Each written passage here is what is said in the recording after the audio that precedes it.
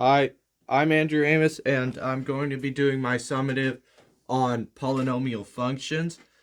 So, right here we have x to the power of 4 minus x to the power of 3 minus 7x to the power of 2 plus x plus 6 is greater than 0. So I'm going to have to find when this function is greater than 0. So, starting off, I have to use synthetic division to make this a cubic function. Which one would be a number that works. I have the proof right here. There we go. It does equal 0. So we're going to start off synthetic division. 1, -1, -7, 1, 6.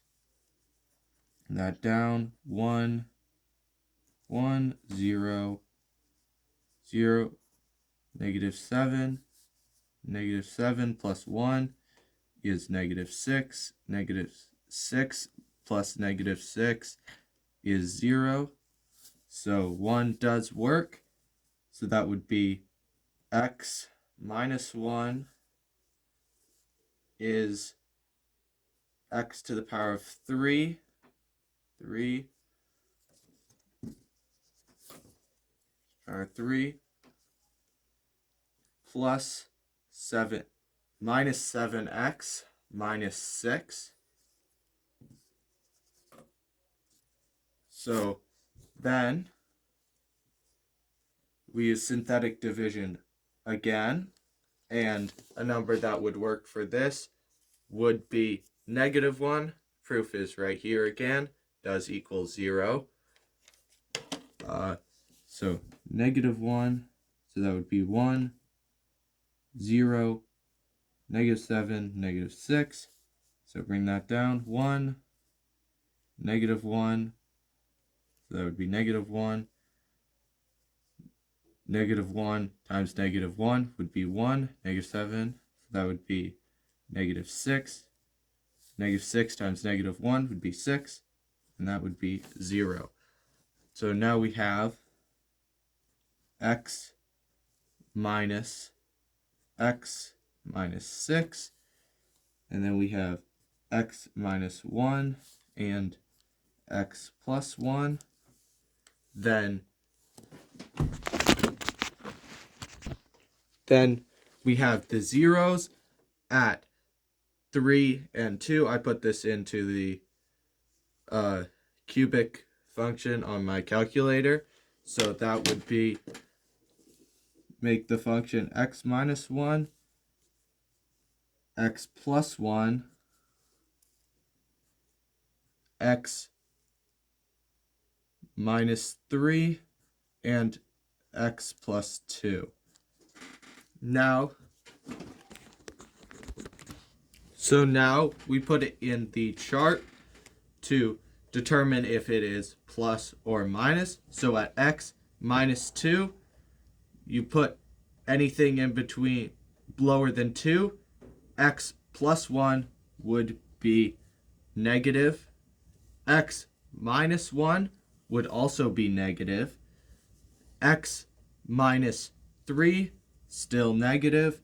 And x plus 2 is negative. So in total, all of them times together, it would be positive.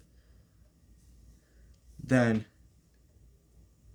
if x is between -2 and -1, x plus 1 would be negative. X minus 1 would still be negative. X minus 3, still negative. And x plus 2 would be positive. So there is an odd number of negatives, so it would be negative. When it is x is between -1 and 1, x plus 1 would be positive. X minus 1 would be negative. X minus 3 would still be negative. And x plus 2 would be positive. There is an even number of negatives, so it is positive. Now, in between x, when x is between 1 and 3, x plus 1 would be positive.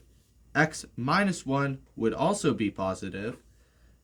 X minus 3 would be negative. And x plus 2 would be positive. There is an odd number of negatives, so it would be negative. Then when x is greater than 3, x plus 1 is positive, x minus 1 is positive, x minus 3 is positive, and x plus 2 is positive. They're all positive, so it would end up being positive. So in total, the graph would be positive when x would be greater than 0, if x is less than 2, when x is between negative 1 and 1, and when x is greater than 3. Thank you.